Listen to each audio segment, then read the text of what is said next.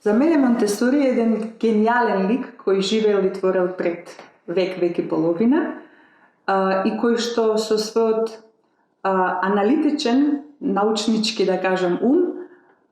и многу посветеност и љубов ги наблюдувала децата многу внимателно и дошла до одредени заклучоци и на тој начин го создала својот педагошки метод кој што ме освои на прва, затоа што нејзините принципи во голема мерка резонираат и со моите собствени убедувања и животна филозофија. Например, тоа што таа го воочила дека пред се, односно еден од нејзините принципи е дека, например, да се почитува детето и неговата личност како што ги почитуваме и другите возрастни. Тоа ми се допаѓа бидејќи според мене секое живо битие носи душа и сите ние сме рамноправни, без разлика дали таа душа е во возрастно тело или во тело на дете или со или без попречености. И целта на постоењето во човечко тело на нашите души е да нешто научиме, некоја лекција совладаме во овој живот и еволуираме на тој начин. Затоа ми се допаѓа тој принцип дека треба да ги почитуваме, дека не треба да им ги наметнуваме своите ставови, бидејќи таа душа во детско тело заробена си има одредена цел зашто е тука и која лекција треба да ја научи. И најдобро си го знае патот. Тоа што ние како возрастни родители, сакам да кажам, или учители, треба да го направиме е да ја подготвиме околината за детето на тој начин да што повеќе одговориме на тие негови потреби. Например, принцип од Марија Монтесори што исто многу ми се допаѓа, вели убавината на материјалот, при тоа мисли на играчките, на материјалите со кои што е окружено детето во градинката или во детската соба, да кажеме, е право пропорционална со делувањето на детето. Тоа значи колку поубав материјал му дадеме, од убави природни материјали, дрвени играчки, например, или да му дадеме стаклена чаша да пие, а не пластична, со убави привлечни бои и едноставни форми, толку повеќе ја првен го почитуваме, дека не се плашиме дека е предметот повреден од детето и лекцијата што треба да совлада играјки се со тој предмет, а второ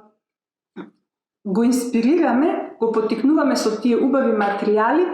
да ги земе во раката и практично канат да бидат земени, да бидат анализирани,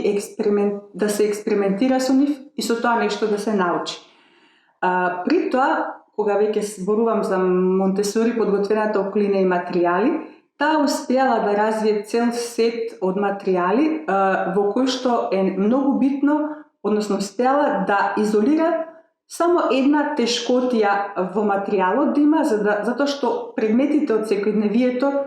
често имаат и различна форма, и големина, и боја, и различна функција, например, а некој пат, особено за децата со пречки во развојот, може тоа да е премногу информации дадени во даден момент, кои што не може да ги процесира и да абсорбира, да го научи тоа што треба.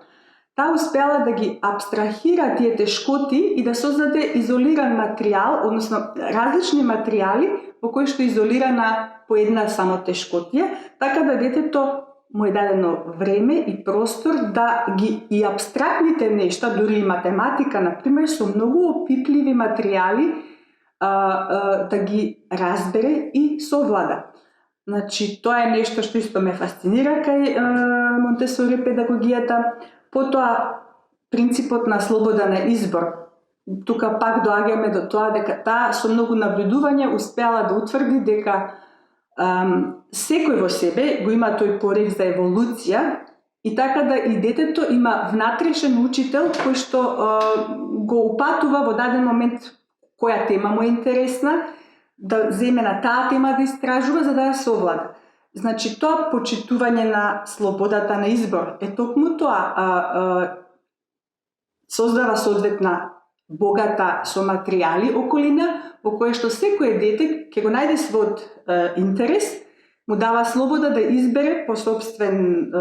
значи по тој внатрешен учител да го мотивира да се избере што го интересира, му дава љубов, чувство на сигурност, му дава време да сам се обиде тоа да го направи и на тој начин учењето се случува на многу поприроден и полесен и потраен начин.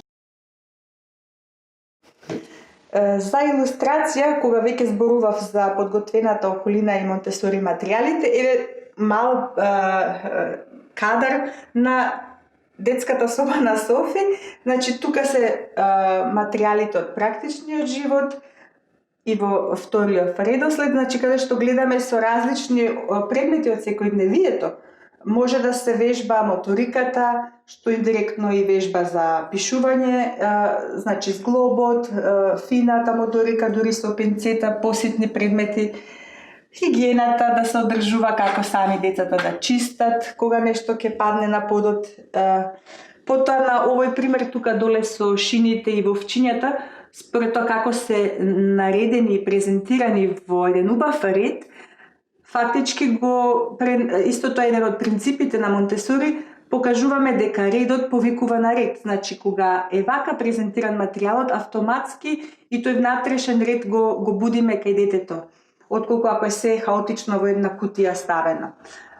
Тука се веќе некои други материјали, но и ова е материјал од практичниот живот, да се вежба моториката штипка, како да се закачи. Материјали, но иако се овие веќе материјали, например, за игра на улоги, продавница, со својата убавина и материјали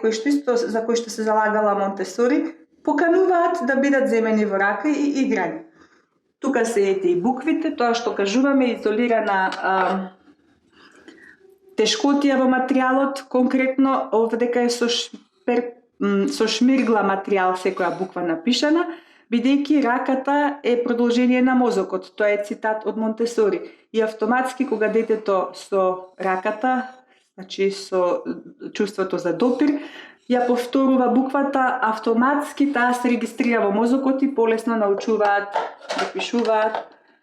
ги учат буквите, или например со плава буква само гласките се означени, со розева со гласките за да се разликуваат. Пак тука имаме во детска големина материјали за хигиената. Еве тука на другата страна од собата се пак материјали или играчки, да кажам, за игра на улоги.